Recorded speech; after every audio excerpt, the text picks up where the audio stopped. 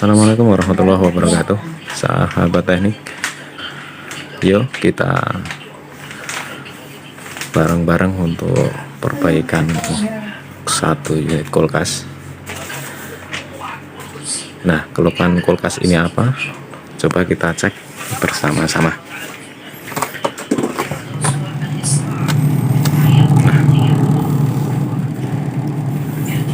Kulkas ini ternyata tidak beku ya.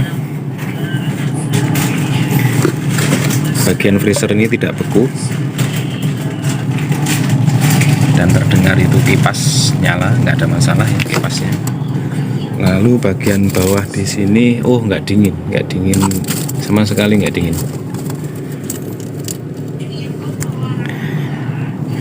Coba kita buka.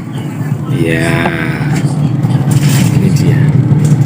Ya, ternyata frozen ya. Ya, ternyata terhambat sama salju atau es apa ya? Ya, salju. Nah, ini.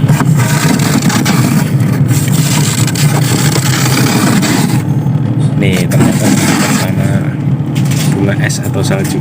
Yuk kita coba bongkar dulu. Sahabat teknik, kalau kita menemui kasus seperti ini, pertama yang harus kita lakukan mencabut colokannya ini. Cabut colokan kulkas ini. Kemudian kita cek bagian timernya. Nah, ini dulu pernah dibenerin ini. Ya. Ini memakai instalasi baru ini. Maksudnya dibikin instalasi di luar. Ya. Outbow ya. Gitu. Nah, terus kemudian kita buka timer ini. Nah, ini kita buka timernya, kemudian jalur yang ke kompresor atau kabel yang ke kompresor kita lepas dulu. Kita cari dulu ya bagiannya yang mana, bagian kompresornya.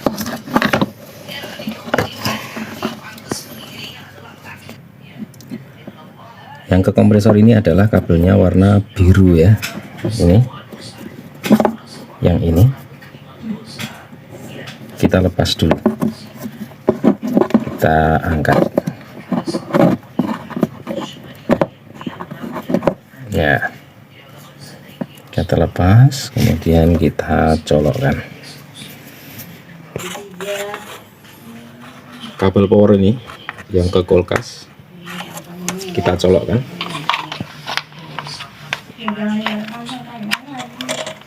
Nah, sambil kita pegang timernya ini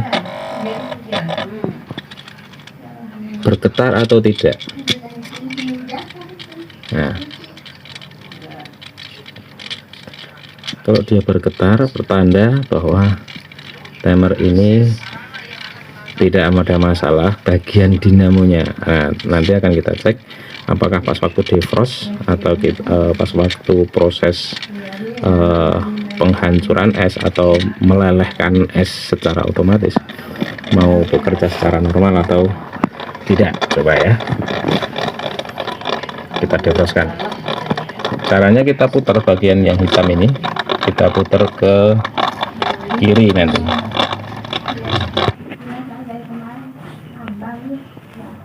ya, kita putar ke kiri coba. Nah, ada suara taktik tuh.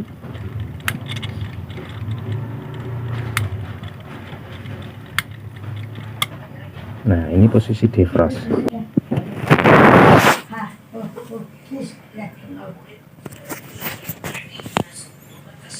Kalau posisi defrost seperti ini, pada saat heater atau pemanas sedang bekerja, timer ini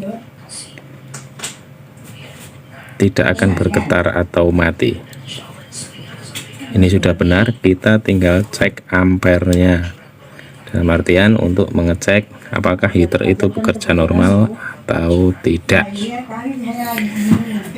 Apakah heater itu bekerja normal atau tidak, ya coba kita cek. Kita cabut lagi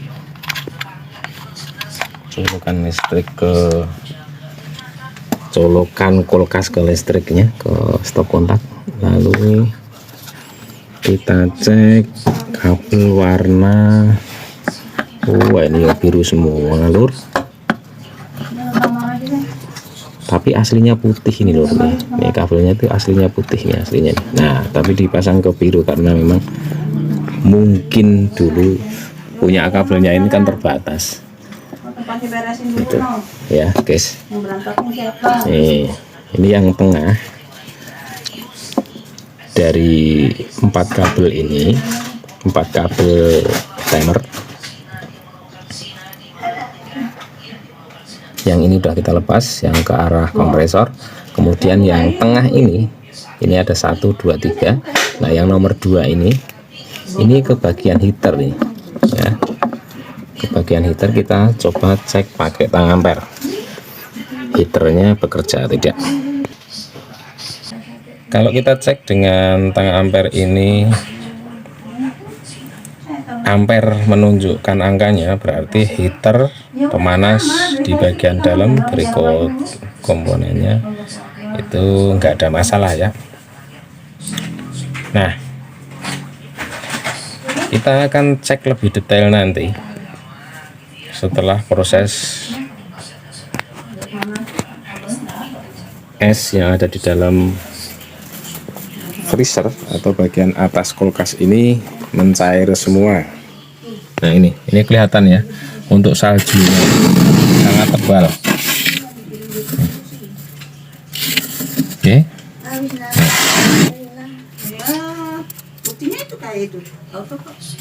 Harusnya seperti ini nanti ya. Bahasa aku secara teknik jenenge ngeblok. Nah, kulkasnya ngeblok itu. Ayo kita sambil nunggu mencairnya es, kita istirahat. Monggo Bu ya, silakan.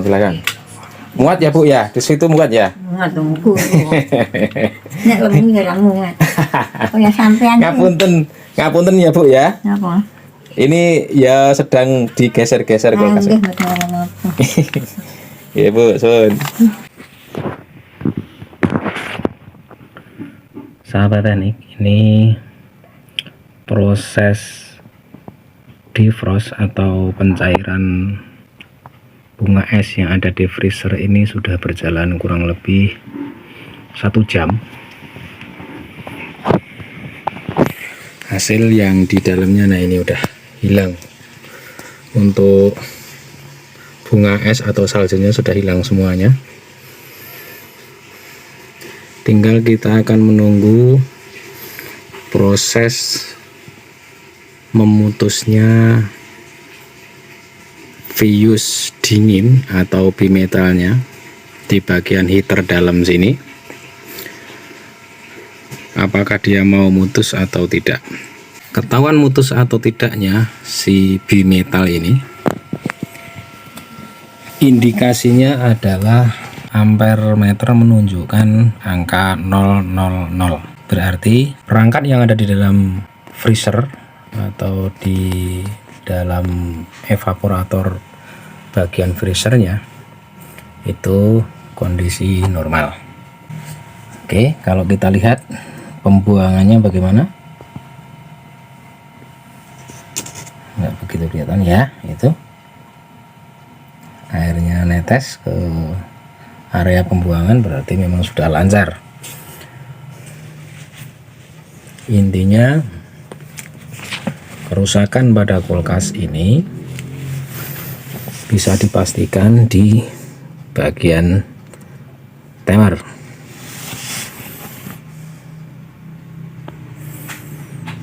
Oke, yuk kita lanjutkan.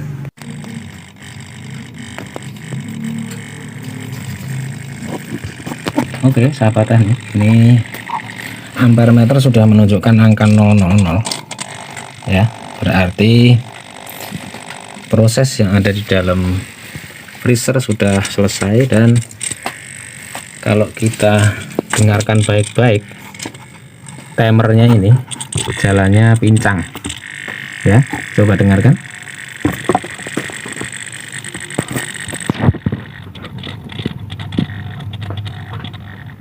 ya.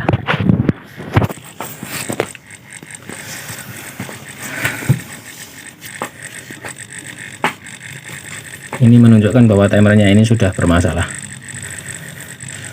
Kita segera ganti. Ini penggantinya ini dengan kapasitas yang sama.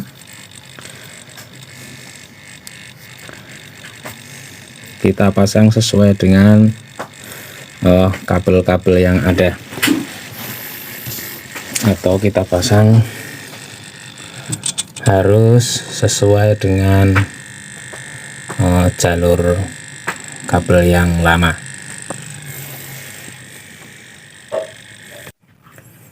Oke sahabat teknik, ini udah kita pasang untuk timernya. Lalu kemudian karena di sini banyak semut yang kecil itu, untuk melindungi dari gangguan semut, timer ini kita bungkus dengan plastik seadanya saja.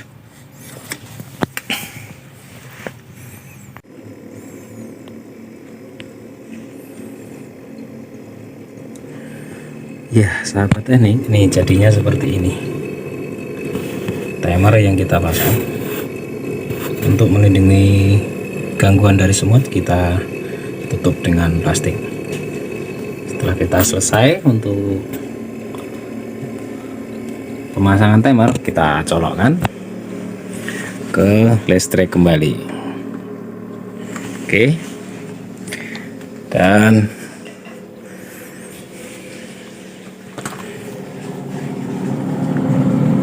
nah ini udah terasa dinginnya.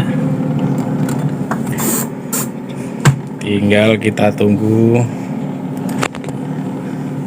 kurang lebih 2 jam dari mulai dicolokkan.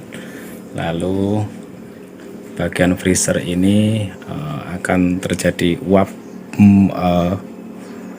dingin atau tidaknya.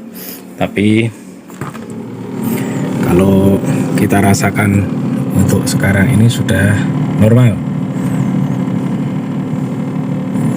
Jadi nanti bisa buat bikin es batu lagi, atau makanan yang ada di dalam freezer ini akan kembali beku seperti baru. Baik sahabat teknik, begitu perbaikan kulkas pada hari ini. Terima kasih atas kunjungannya. Assalamualaikum warahmatullahi wabarakatuh.